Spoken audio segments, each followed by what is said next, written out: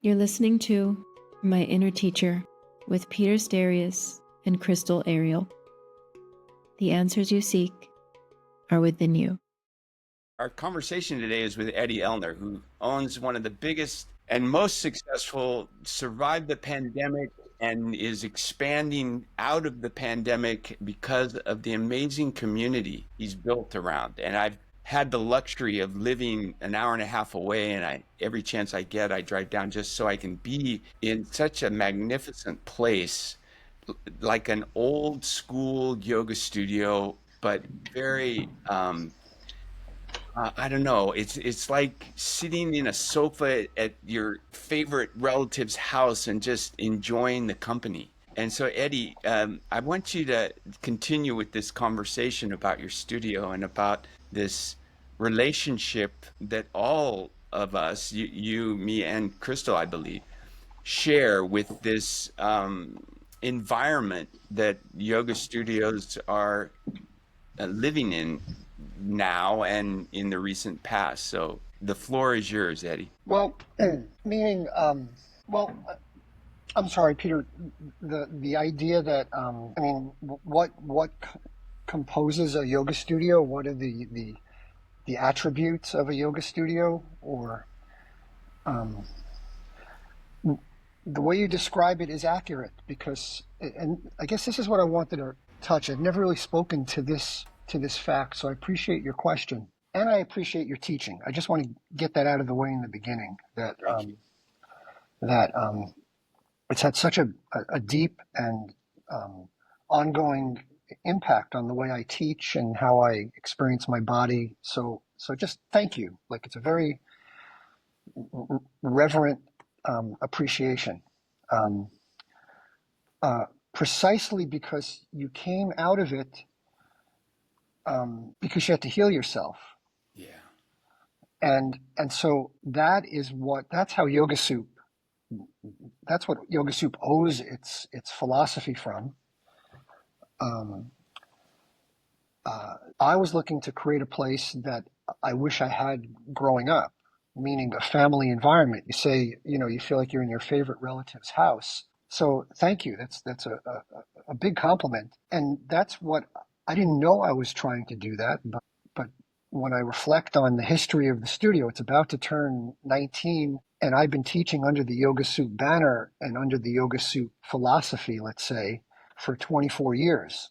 And what that means is I never saw myself as a yoga teacher. There's no yoga teachers to me when I first stumbled upon them seemed like demigods, because they were such parental replacements. If you didn't come from a sound family environment, if you came from a troubled background, which I certainly did, then of course you're always looking for people to simulate what you missed growing up. It's a baby duck forever looking for some authority figure, some figure of care and concern to imprint upon. And of course, that can get you in heaps of trouble because the people you hook your, kind of ladder to haven't really sorted it out themselves. And in the world of yoga teachers, anybody who has the audacity to stand in front of a room and feel like they have the answers to deep questions, you're in trouble. And when you consider in retrospect, the many, many teachers, meaning the many, many human beings who have taken on that role, who hadn't really worked on themselves enough, therefore they have a room full of people from whom they're extracting as much power and affection as they can, because that's what they need. Um, it creates quite a peculiar environment. I'm not going to say dangerous and I'm not going to say fatal because it's also required. And the way you describe your relationship with Shandor lately was so revealing. And we all have a teacher like that who we kind of surrendered to. And then it turned out they were quite human. And then I get to see how much I needed someone not to be human, to be superhuman, to be, and that was my experience when I first, stumbled into a yoga class. Like, who are these people? And so the journey from yoga student to yoga teacher and then to having my own studio, I have never, even to this day, felt like an adequate teacher. Certainly not a teacher like you. And there's a long list. Any teacher that I have really studied with, I still feel like, oh, that's a teacher. And so what when I grew up, my first job was as a cabana boy. I grew up in New York near the beach, and the most coveted job among the young people, was to be a cabana boy at this particular beach club. And I took to that job because I'm young, I'm strong, I have, my energy levels are endless. So I wanted to be there. My family life was horrible. I wanted to be out of my house. And the way I expressed this energy was through service. Because, I have 32 families that I'm taking care of the whole summer, and they all love me. Like in all modesty, I was the greatest cabana boy that has ever lived because I needed a certain kind of like verification, approval of, and I don't see anything different from what I'm doing now. And the psychology of that when you walk into Yoga Soup, from the very beginning, I was clear that I wanted to have a zone reserved simply for a bunch of couches, like a campfire of couches, and let's have food, because that's what people do. That's what you do when you want to be intimate with people. You share food, you share conversation. You don't try to sell them something. You don't try to sell them a membership. You don't try to sell them anything. You just like, come on in. And I was very clear that I didn't want people to know if they were at a business or at a home. So it was very intentional. And and and I think that's why, and it's funny we had the problems that we had this morning, because success in terms of a yoga studio might be, how many do you have? Right? Isn't that certainly that's as Yoga Soup became a little bit more successful, everyone said, hey, why don't you open up another branch? Why don't you franchise? Why don't you? Meanwhile, I am so over my head, like in trying to navigate this one place with payroll taxes and teachers and office yogis, and while also maintaining what I think are the most important elements of this place, meaning the carrots have to be fresh, the strawberries have to be fresh, the way we welcome people in, the kind of Xeroxes we do. I'd read a book. If I read a book that, as I'm reading it, I realize is having a huge impact on me. Like, oh my God, and it could be the Ashtavakra Gita, it could be Untethered Soul, it could be contemporary or ancient, it doesn't matter. I'd be at Kinko's, Xeroxing chapters and putting them out, and I couldn't wait to hand them out in class because I'm just barely, a quarter step ahead of anybody who might come to class. The idea that I'm some venerated teacher, that I know something, like, is so absurd to me. I'm forever struggling, and I have the benefit of having a physical body that's so tight and constricted and conflicted. I can't, it doesn't matter.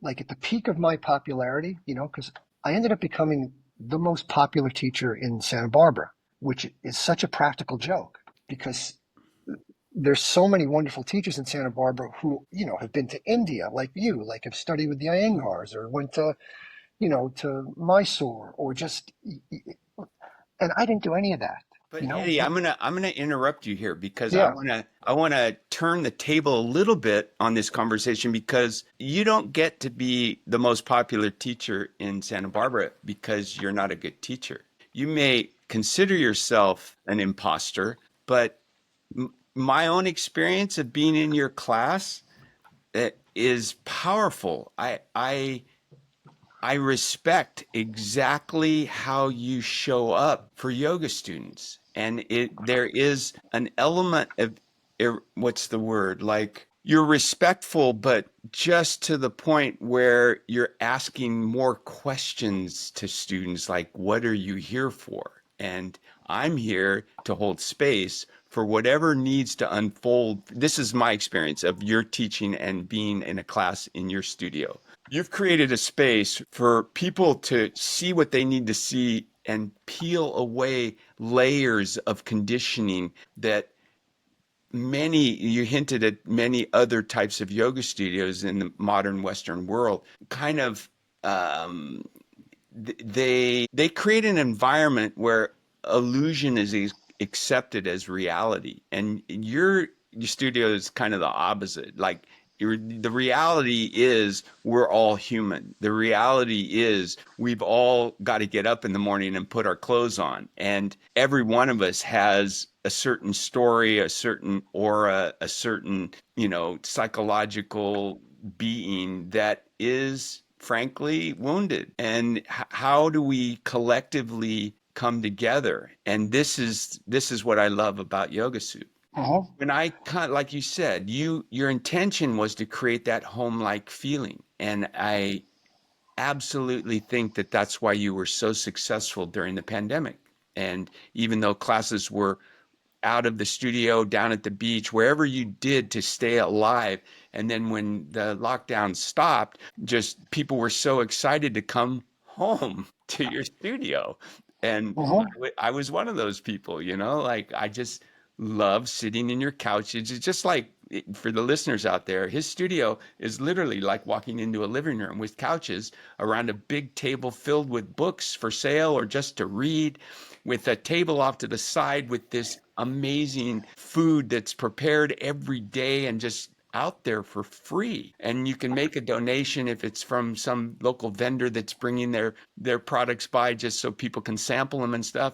Or there may be a charitable organization that's looking, for donations, and you give for the donation. But it's all optional and it's beautiful. And Eddie, I'm challenged to, even though I've got all this experience as a practitioner and a teacher, I get challenged every time I'm in your class because of the difference. Like I've developed an understanding of yoga that is uniquely my own from my broken back. And it's still serving me as I approach 70. What you do, we're almost the same age, and what you do just blows my mind. And physically, and then when you talk about the spirituality of a yoga studio, your spirituality in your studio has less to do with the words coming out of your mouth and more to do with your presence and more to do with the way you say things with respect. And I don't know, we've joked many times where I feel like you're a brother figure for me, and so this is like, sometimes I miss my studio that I had here in San Luis Obispo because of what you've created in Santa Barbara. That's the grass is always greener on the other side. I do appreciate not having a studio, and that allows me to do things like this podcast and travel. But yeah, I think you've done amazing things, and the whole point of this, Crystal, support me on this if you want to add to this. Our podcast here is to highlight people who've taken their own path towards an inner truth, an inner awareness. And you're that, right? Crystal, do you want to comment on that one? I just want to clarify something. Is Eddie the yoga teacher that you mentioned would make you hold boat pose for 30 minutes? Yes, he's that guy. But I was exaggerating just for humor. But like, he does boat poses with a cup of tea in his hand, like drinking, a cup of tea, while the rest of us in class are just like dying to drop our legs. So yes, this is the Eddie that I was telling that story about. So do you have a question for that, Eddie? Hey, quick note. Peter's Inner Teacher Academy is launching soon. If this is resonating with you, head over to innerteacheracademy.com and grab a spot on the wait list. These trainings are intimate and space is limited. So if you want to be first in line, tap the link in the description below and sign up. You can also see details about my 2025 retreats at some incredible locations around the world, like Iceland, Austria, California, and New Zealand. Attendance at these trainings will count towards in-person hours for the Inner Teacher Academy. And now let's get back to the magic. That's very impressive. It is impressive. Well, You see, it's funny because first, Peter, thank you for that reflection. Um, honestly, oh gosh, it's very hard to tease things out with words because it's like one of the avenues my teaching has taken is it occurred to me one day that the body parts that we use to do boat pose or down dog, it doesn't matter what the pose is or the shape is. The words that have been used to describe those body parts are false, and they're crippling and they're paralyzing. And those are strong words. And I it took me a long time to be confident in that kind of phrasing. But really, I just had to be honest with myself that in terms of having a body, I haven't been chasing health. I've been chasing words.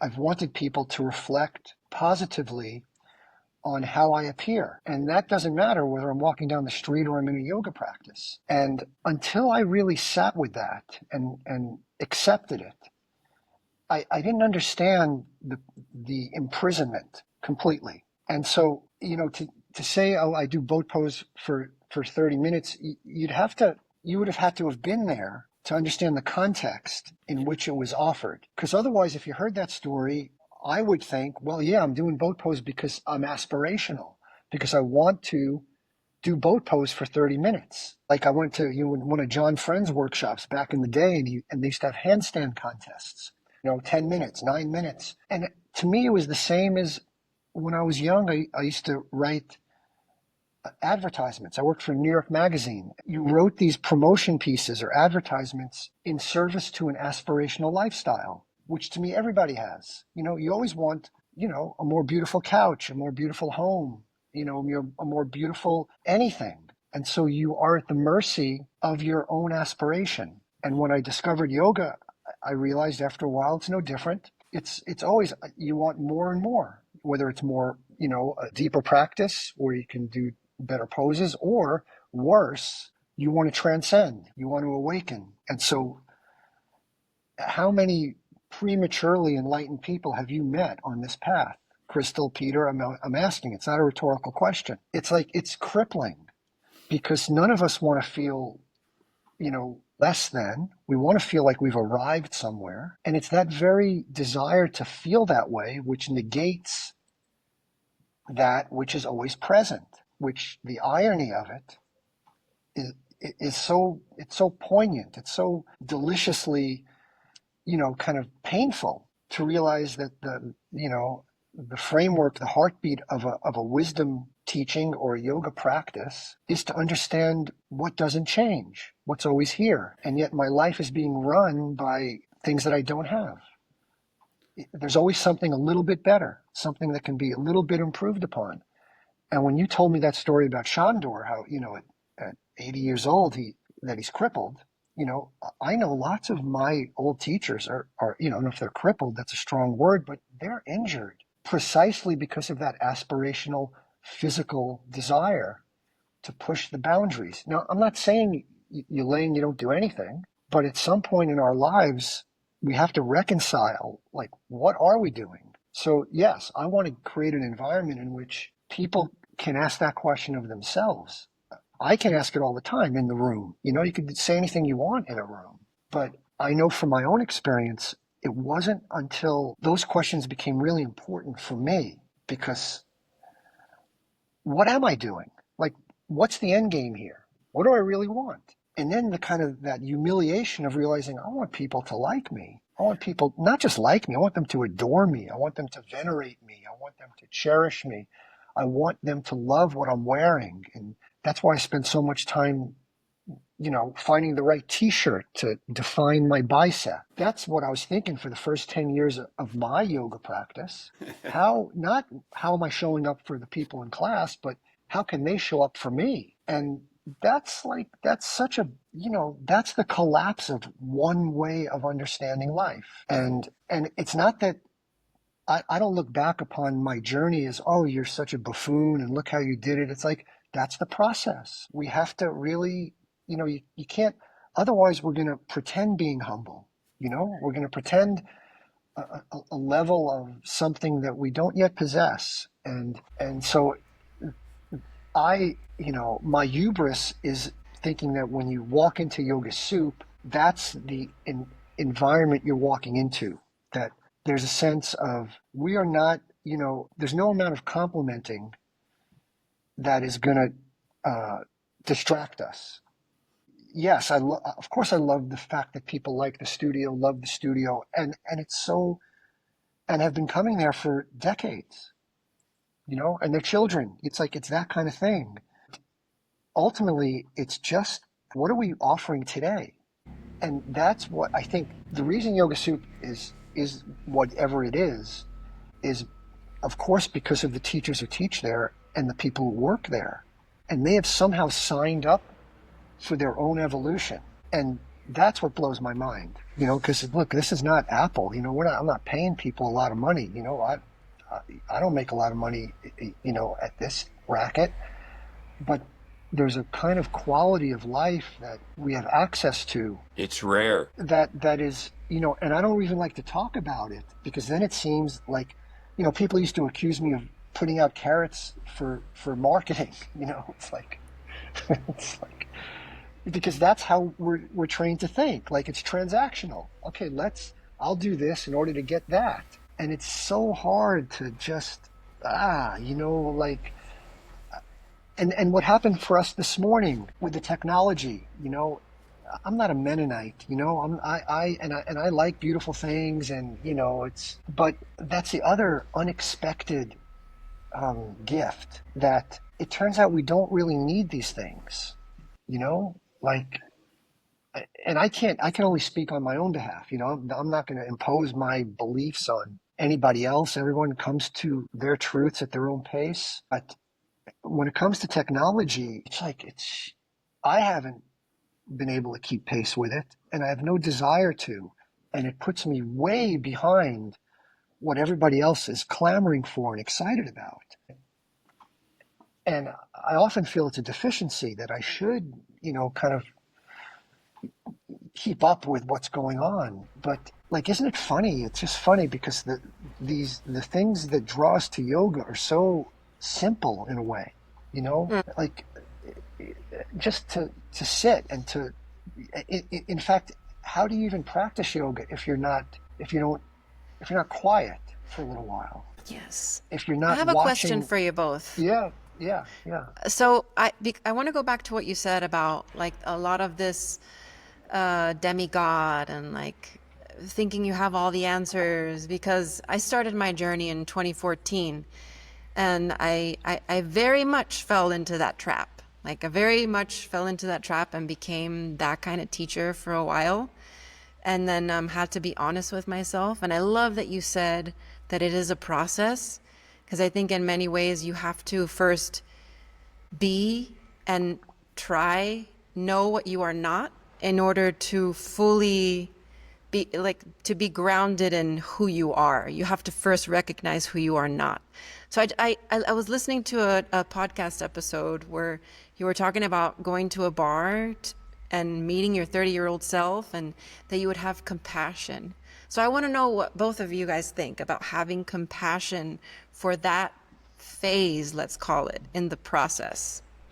Well, Peter, do you want to speak or? Yeah. I Okay. mean, listening to you talk and now Crystal's question, it's confirming for me that we really don't, these labels that we get as yoga teachers, we really don't know what we're doing for at least 10 to 15 years. I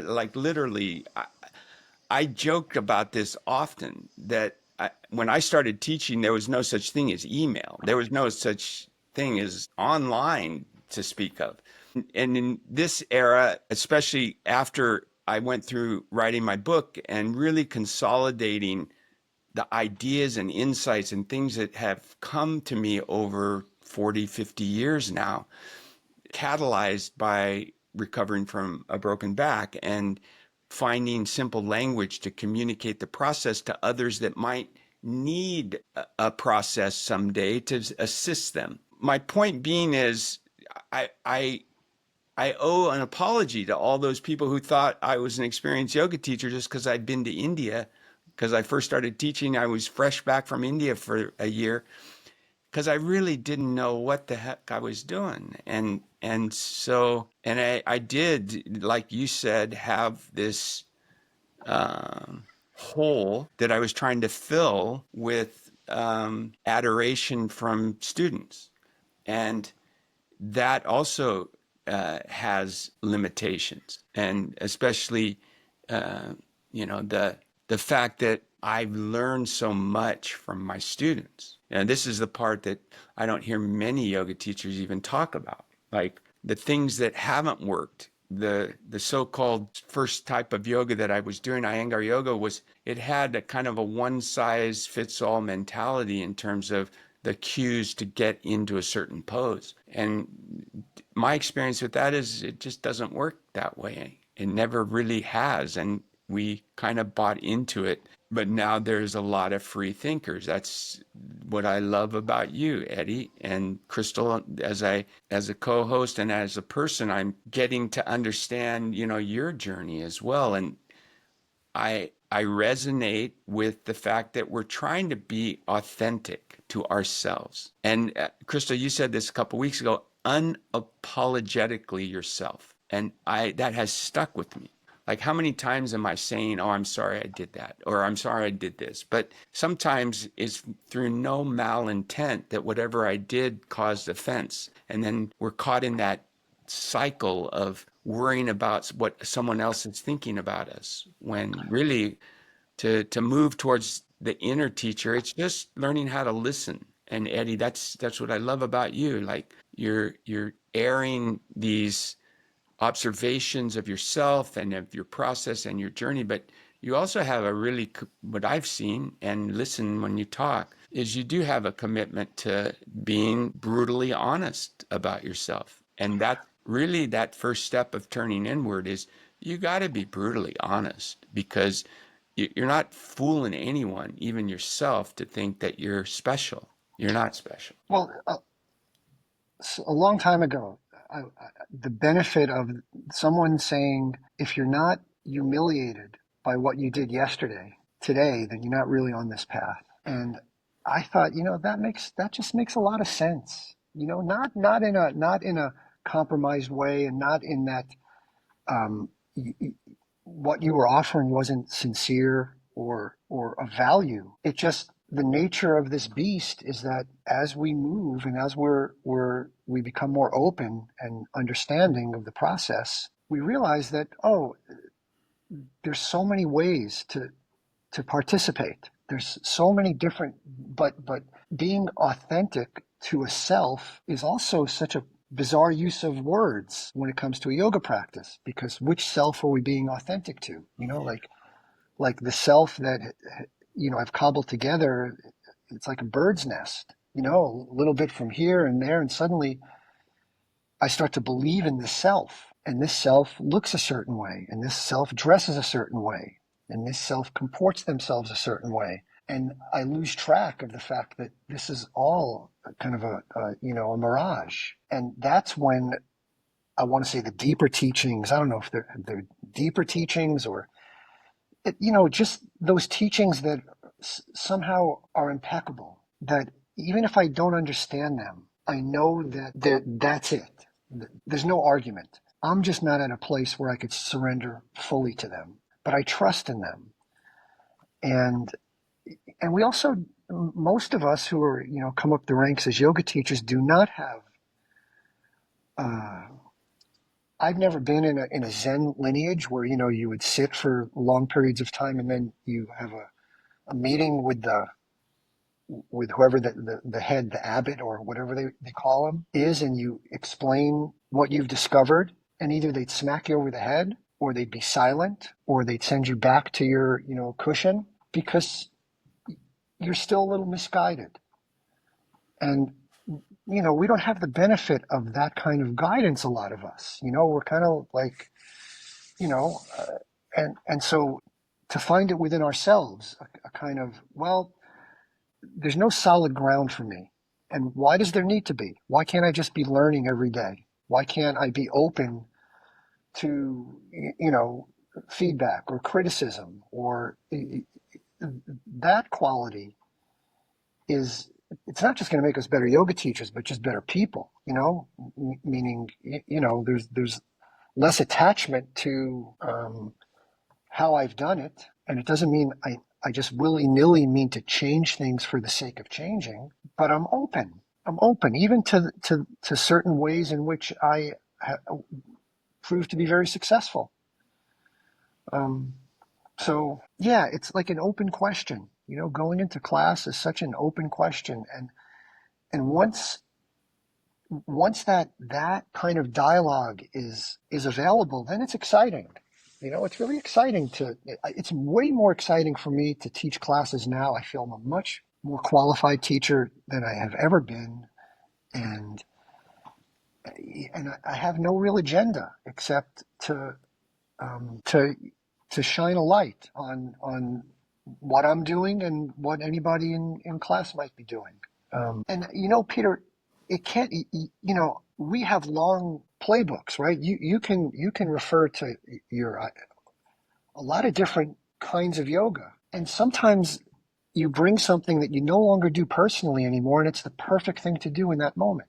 So that's also exciting. We don't have to shut the door on a kind of teaching that I no longer am doing personally. I go to a lot of classes of other teachers, and I would never teach the way they teach, but I really enjoy, like, wow, I haven't done this in a long time. And it's almost, I always come away from it with a deep appreciation of how anything at any time can open someone up.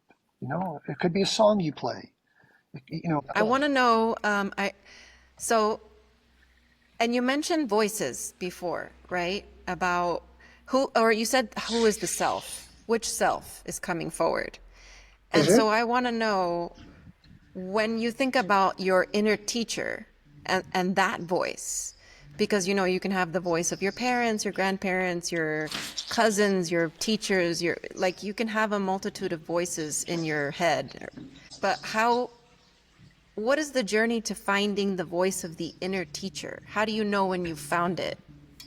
Well, let's see, let me just plug this in so I don't lose, my phone doesn't die. I tend to think, it's like addition through subtraction. That's that. Like if you go through a regular yoga practice, calling out poses, giving alignment instructions, I think this process for me started with Peter, with just softening. Just that word, softening, is so brilliant. It's so disarming. Pause, soften, and then something will reveal itself, like a way of doing it. We are, in my yoga world, in my journey, there's such a familiarity with vinyasa yoga that seems a little absurd in a way, like to not pause in between doing something or stop, because when I stop, my face is contorted, my stomach is in knots. Like I'm being like haunted by things that if I don't pause, my experience of being in my body. And when I do pause, I have a choice of allowing that space to take over to the point where I don't even know what this is supposed to look like anymore. I don't even know what I'm supposed to look like anymore. All I have is an experience of life that has been temporarily liberated from a binding that I wasn't even aware of. And to me, that is the personal self. Like my personal self is bound up. It's bound up in my childhood. It's bound up in my successes and failures. It's bound up in too many things to even enumerate. When I stop for a second and just allow for a kind of space that's always present. It's not like I'm adding space. The space is there and it's just been camouflaged. It would be like, your teachers, what it's like. You look out in class and everyone is adjusting hair or adjusting a shirt, or, everyone's unconsciously fixing themselves. Well, what are they fixing? They're fixing an idea of themselves. If you're just in your body, which is a big ask, then there's nothing really to fix. But instead we're in an idea of a body. An idea of a body always needs fixing. It always needs amplification. It always needs adjustments. And so if I'm in this idea of a person, if I'm in an idea of Eddie, then I'm never okay, ever okay. Like I always need to be on alert. Like, oh no, like and it doesn't have to be a caricature. It doesn't, or a parody of like, I'm not totally anxious, but there is anxiety. There is a kind of alertness to a put together facade. And for me, the question was, what if I just didn't pay attention to that? What would happen to me? Like if I just, I joke about it in class. Say, okay, let go of your face. In fact, I made posters that say, let go of your face. It's a work of art. Well, you see people, and it's like funny because they just stop doing something. Their face is still there, but they stopped holding it a certain way. And that's really weird to talk about. Like, but when It's not weird. but when you catch on to it, you see, well, that's all I'm ever doing. That's actually all I'm ever doing. I'm holding on to this idea of myself that requires a lot of inputs. And obviously that's the gift of solitude. That's the gift of going into a retreat environment. But even there, you're bringing that stuff with you, and you could so you don't have to do those things. You could just choose in any given moment to just stop. But in order to stop doing something, you have to be aware that you're doing it. So we create an environment where that's okay. And in a public yoga class, that's a challenge because now you're around other people. There's that normal anxiety when you're around other people. But when you catch on to what's happening, you don't really want to go back. Like, are you willing to keep paying that price of maintaining an identity that isn't real? And it's not real because when you stop serving it, it's not there. You have disappears. and so I think that's when we talk about a process, that's part of the process. Like at different stages of life, we're not quite ready to do that, and it's okay. It's okay. It takes as long as it takes. We all know, from having a security blanket when we're a kid or a favorite doll or a toy or, if I go through my life, I had a favorite jacket I like to wear. And, a yoga teacher friend of mine gave me a bracelet. We went to see Amici, the hugging saint. Are you kidding me? I didn't think I could teach classes without that bracelet. I felt like that bracelet, like it made me a made man, like in the mob or something. And then one day I showered, I took the bracelet off, I left it at home. And I'm telling you, everything in me wanted to go back home to get it because I didn't think I could teach without it. And of course I didn't. And of course I taught without it. And it was fine. And we begin to see, we all have these like beautiful attachments to things or ideas about ourselves, and the letting go of that. And of course, aging is a beautiful process to encourage and facilitate that, because we see, it's one thing to read that you can't hold on to anything. It's another thing to really ingest that, and all of us along this path, we would like our cake and eat it. We'd like to be released from the bondage of things, but we don't want to let go of them. We'd like to be free of our attachments as long as we don't have to let go of them. And it takes a while for that sense of humor to kick in and to see this kind of, just kind of funny trap that we're in. Yeah. And then we get a little brave because the world will, of course, strip us of everything we're clinging to. And most of the time it's against our will, and we struggle and we fight against it. But other times, wow, what a relief. I mean, what a relief to not have to worry about that. Or what a relief to not be offended by something in the way that it's always offended me. And that kind of relief, I think, is, if I'm going to use big words, that's divine, because the relief of all the things I'm doing to maintain the idea of myself leaves me with just myself, leaves me with, there was a time in our life where words didn't describe our body parts, right? I don't know at what age we started to become, self-conscious about that, but there was a time when we weren't. So that's the interesting journey where, okay, Ram Dass, I'm pretty sure it was Ram Dass, he loved saying, before you could be a nobody, you got to be a somebody. So all of us have gotten to be wonderful somebodies, like just think of the way we speak about our teachers or our friends or ourselves. And also Ram Dass would say, so we enter into conspiracy. I'm going to pretend you are who you need to be if you pretend to allow me to be who I need to be. And, we call that friendship. Often it's just the opposite, it's like, I don't need you to be anything, but that's not the case. I need people to be, a certain way. And I remember, this is great. There's that guy, Adyashanti, I'm sure you've heard of Adyashanti. He's, one of those gurus. But his wife, he told a story about his wife coming up to him saying, hey, Guru, I don't need you anymore. Now I can love you. And like, oh my God, how many times have I thrown that line out in class? Because that's the kind of short, what is that? 6 words? I don't need you anymore. Now I could love you. That the immensity of that grows in time. It's like, wait a second. How many people have I said I love when I didn't really love them, but I needed them? And then once I didn't need them, did I really love them? Like, that's allowing us to really reconsider how I navigate my life, and I can't really love something that I need. Like it gets caught up in possession, and it gets caught up in needing that person to be a certain way. And that includes, the reflection in the mirror. I need for my image to reflect back to me something coherent, or else I don't know who I am.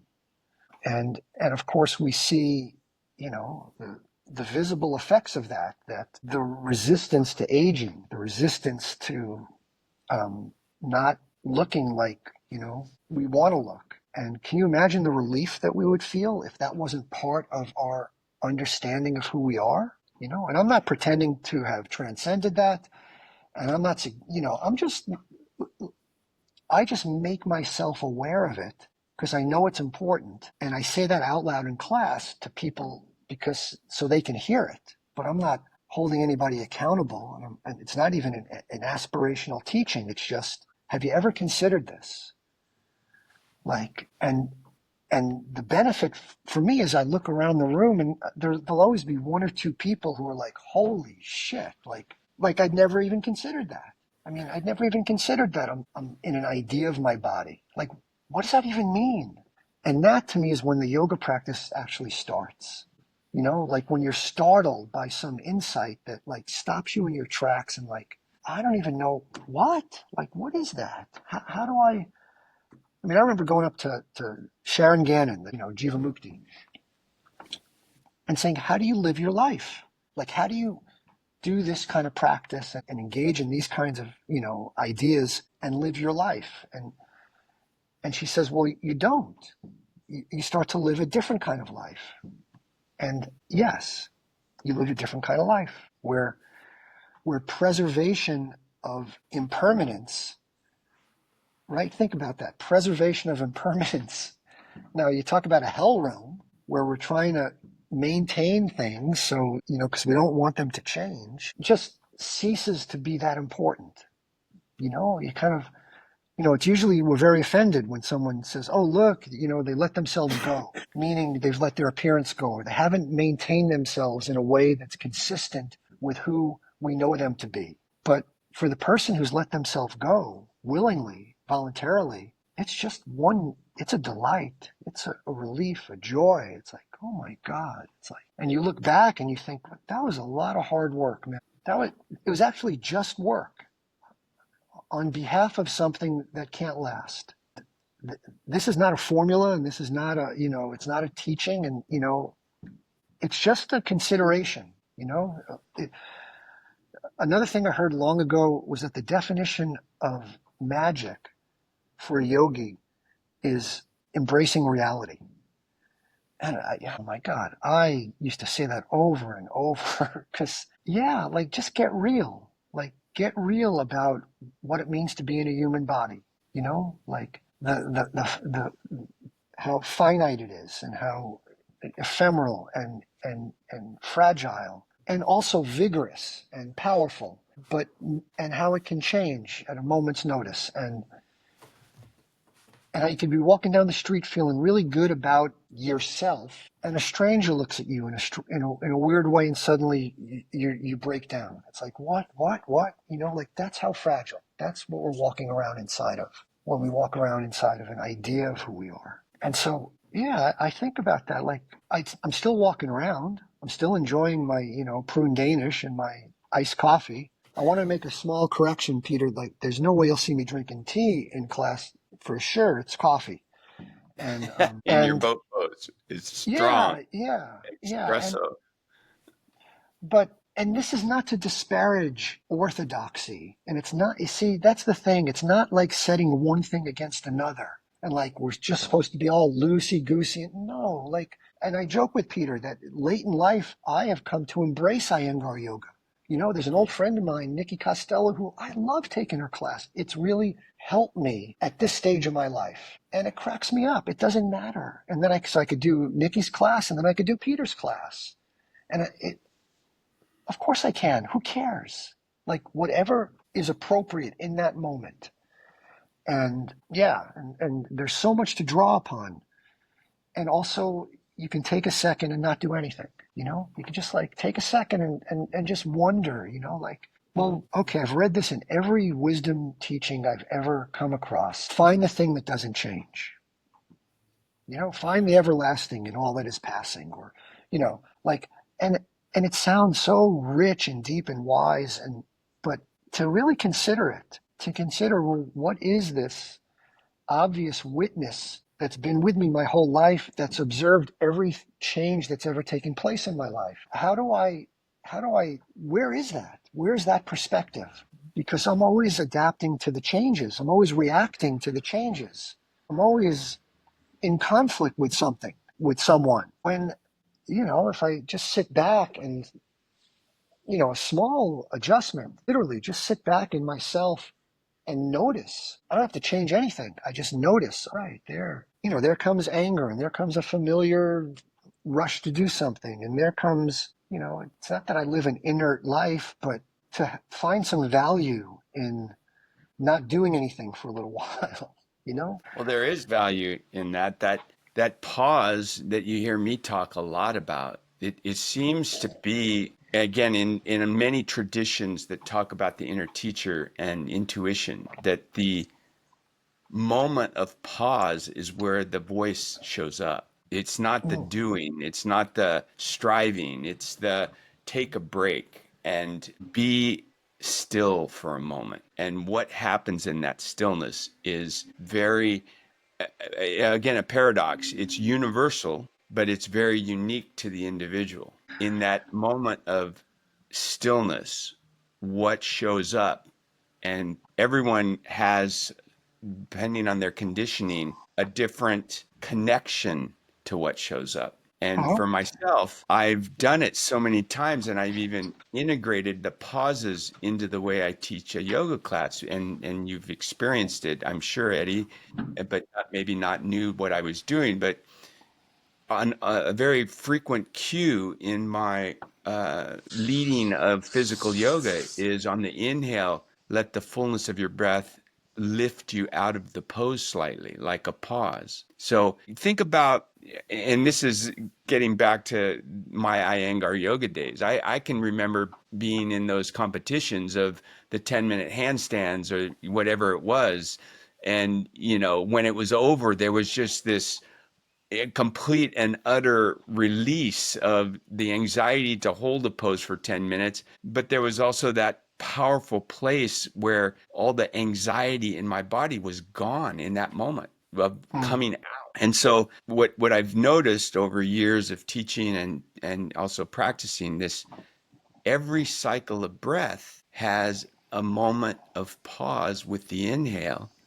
And on the exhale, the diaphragm softening, the softening cycle of the exhale allows movement, and this and you could call it a mantra in a way, but it's more of just a recognition of the pattern of respiration, holding clues to how to find these moments of stillness, and using the breath as just the most simple, almost like a metaphor of the ebb and flow of our breath. There's always that pause in between the inhalation and the exhalation, and the exhalation and the inhalation. Yeah, And except it's not a metaphor. I mean, no, it is a exactly. metaphor, but I think that's, I mean, yeah, for me, that's been my learning curve that, wait, that's not a metaphor. It's just that No, I've it's an never opportunity. actually, it's that I've never prioritized it to that degree, where, okay, that would mean really slowing down and paying attention. And so yeah, it's brilliant. It's brilliant. It's very hard to notice our patterns, and Yeah. and That's why you have a couple, or Yeah, your exactly. husband, or That's why you get married. yeah. yes. And you seem See, to have this, I just have well, the world. cats, so Yeah, yeah. yeah. Well, cats too. Well, I have a cat here that just, I sometimes, no, I won't say it. Um, this idea that there is a blind spot in all of us, and that we seem, not we, that kind of collective human species seems to have this ability to find a partner, whether it's human or a pet, find a partner that kind of reflects some of the holes that you can't see from Mm, inside out. You have to see it from outside in. And mhm, I know for a fact that I've learned so much in relationship with, a lover or a family member, where that reflection is unfiltered. And mhm. that's what you were talking about earlier, about the expectations of you being a certain way for the other and the other being a certain way for you. That's the beauty of relationship when it's intimate, when it's a deep connection Mm. relationship, is the words are unfiltered sometimes, and the impact of those words sometimes can be uh, just like uncomfortable.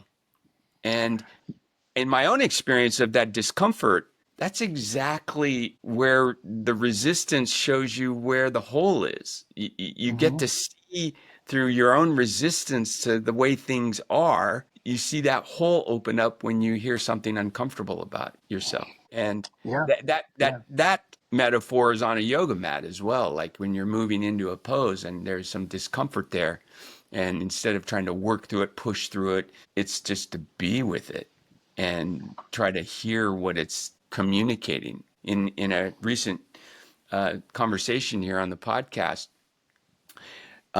the person that we invited was saying how it's not a voice for her; it's just a sense that is overpowering and undeniable in that moment, of a field or something that informs her, and there is Mm. a nonverbal voice. It's kind of like helping her lean into the discomfort. And I've had that experience, but I've also literally heard voices. I've heard things that speak to me in English. And where is that coming from? I can't tell you. I have no idea.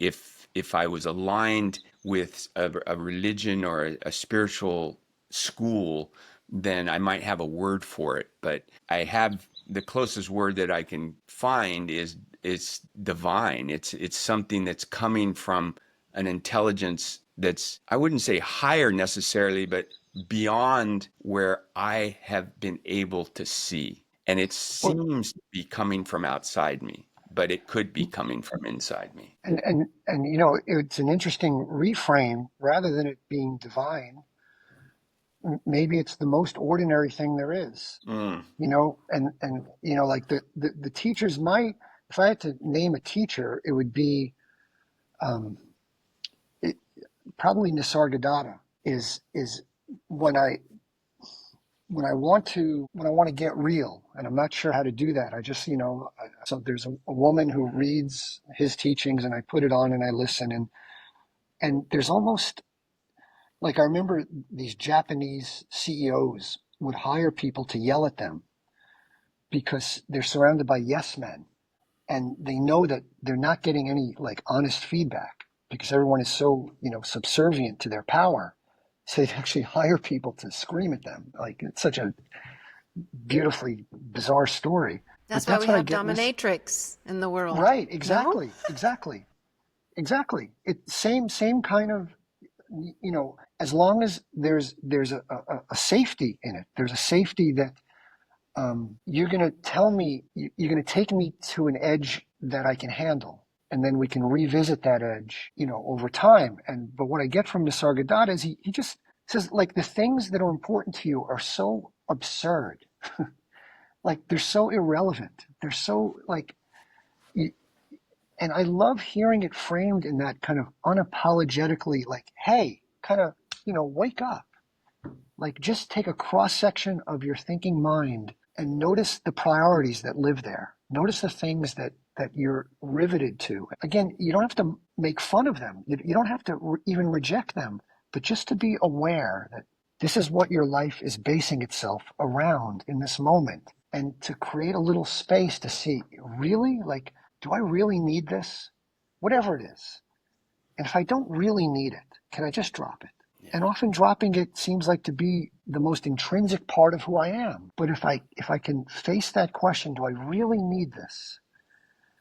I knew and for me, that translates into real life stories. I have a guy who used to get hair transplants, and back in the day when they were horrible, they were painful and they looked ridiculous, but he couldn't tolerate the idea of being without hair. So he'd have these plugs in his head. He looked like little cockroaches, that he glued to his head because he couldn't ask himself that, do I really need this? And he couldn't, and so he continued. And I love that capacity of reflection because most of the time, no, I don't really need it. Whatever it is, I don't really need it. Like, what do I really need? And that's the addition through subtraction, because I feel protected by my possessions. I feel amplified by the construction of whatever it is, my home and, all the beautiful things in life. And yet I know those things aren't going to last. So, can I tolerate having that conversation with myself around these impermanent things that I'm using for protection?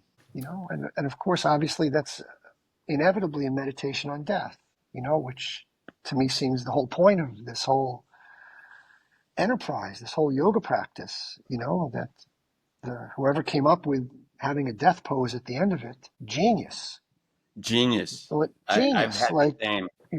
thank you, because otherwise, you might start to think that you're building upon something, that you're adding something to the pile, and to practice that kind of dissolution, that voluntary dissolution, I don't know, without making it pretentious and without making it precious, just kind of, well, of course I can't hold on to anything. Of course it's all going to go. Of course. So, Wow. so what, I'm really happy that you've brought up this last pose in yoga, corpse pose. And, that question, like, why at the end? I mean, I've been to classes where they start in corpse, which is, I don't understand the purpose of that other than maybe deep relaxation from stressed out days at work. But this fact at the end, where especially through vigorous practice of yoga or any practice that's physical, when you set aside that moment, extended moments of stillness and the dissolving of connection to personality, to time, to space. Oftentimes, in my experience of Shavasana, I lose grasp of identity, of space, of time. It is that ultimate freedom, this ultimate space where it's pleasurable to have nothing. You know what I mean? There's no attachments in that state of mind.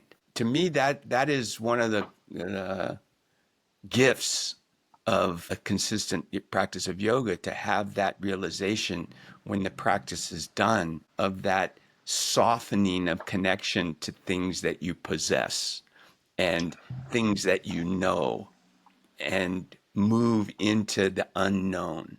And there's a quote, and I can't remember the author of the quote, but I put it in my book. Miracles are nature unimpeded. And when I use that word divine, it's more aligned with miracle or coincidence in terms of my witnessing of whatever it is that shows up. And in these moments of surrender, I realize, well, that's nature. That nature is filled with these moments of deep interconnectedness with no micro identity, no micro witness. The witness expands. And I find that space a gift, a balance. Go ahead. Yeah. Well, and it's funny that we would apply a word like miracle to it because it's just the most ordinary thing. It's nature. Exactly. It's You know, nature.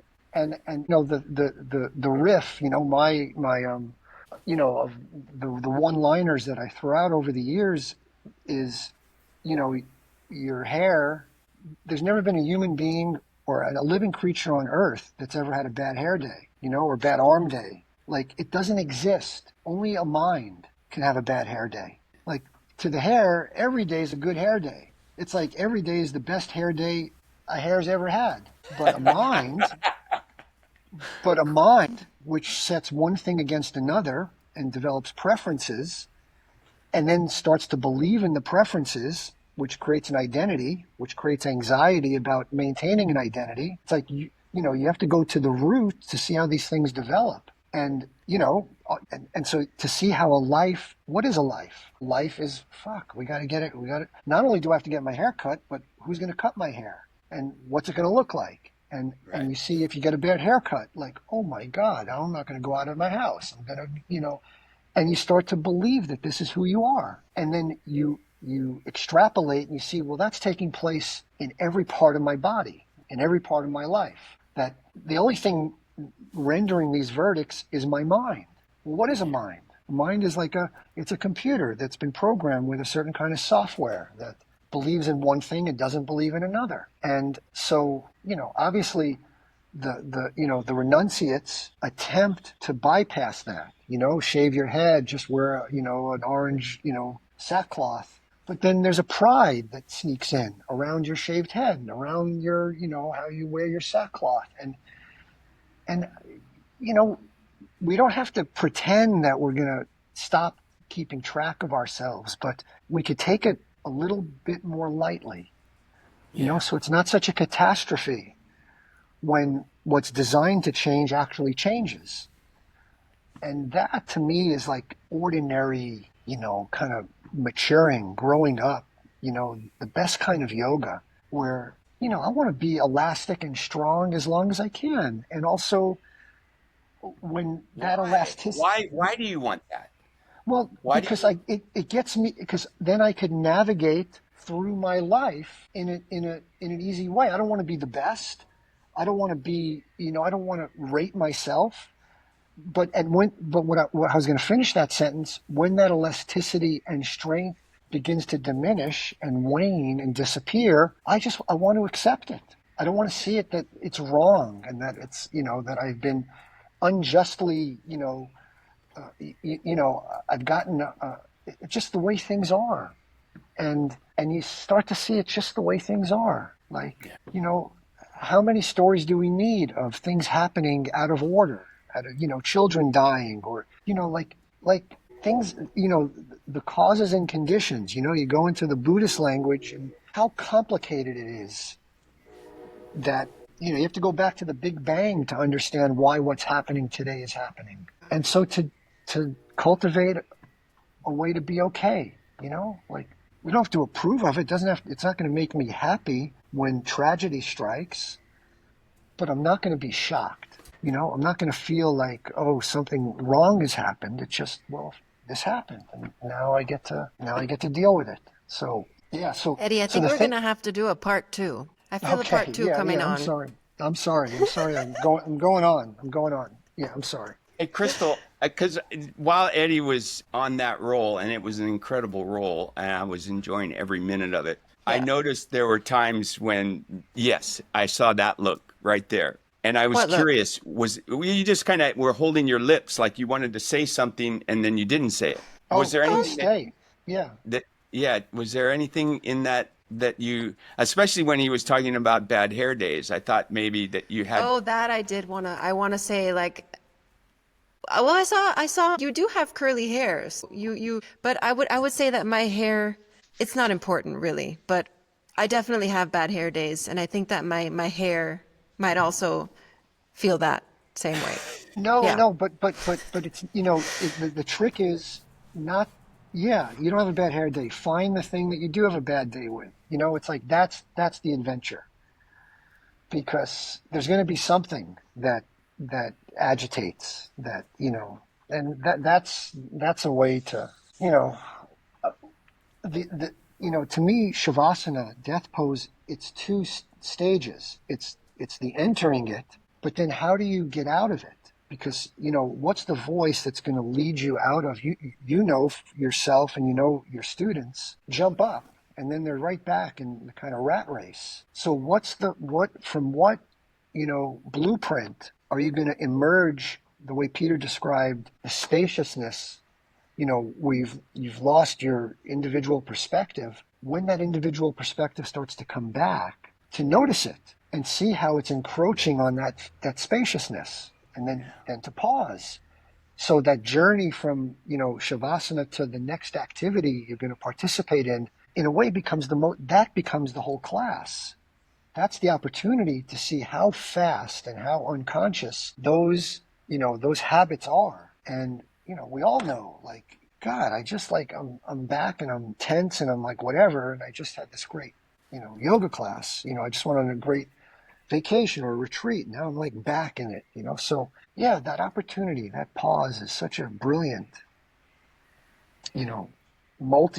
it's like having a, a Swiss Army knife, like yeah, just, for toolkit. yeah. Yeah, for sure. But yeah, I feel, yeah, we should end this. I feel like Yeah. I've I outlived don't my want it to end, usefulness. but I definitely have compassion for listeners out there that have stayed with us for the last hour and a half. And Jesus thank you. Christ. No, You should give me free class. it's exactly. You could come to yoga soup. The first class is on me for having to tolerate this monologue. Oh, yeah, you No. should actually offer that, because it'd be curious to see how many people come in and take you up on it. I'm going to come take you up on it. Okay. Thank you. I Thank guess you. I'm going to have to fly over there and take you up on it too. Where are you, Crystal? Where is this happening? I'm in Mexico. Oh, amazing. Wow. Well, yeah. Come to Santa Barbara. It's really a beautiful part of the world. Eddie, thank you again for working with this technologies and being here and sharing just such a open sharing of who you are as a person, the person that, I have felt blessed to have in my life. So I look forward to more conversations. Maybe we'll bring you back next season too. Okay. And let's have a burger tomorrow. Yes, let's have lunch tomorrow. I Okay. can't wait. See ya. Okay. Thank you. That's it for this episode. Be well and stay open to the teacher within. If you've enjoyed our time together, follow or subscribe and stay tuned for upcoming chats you don't want to miss.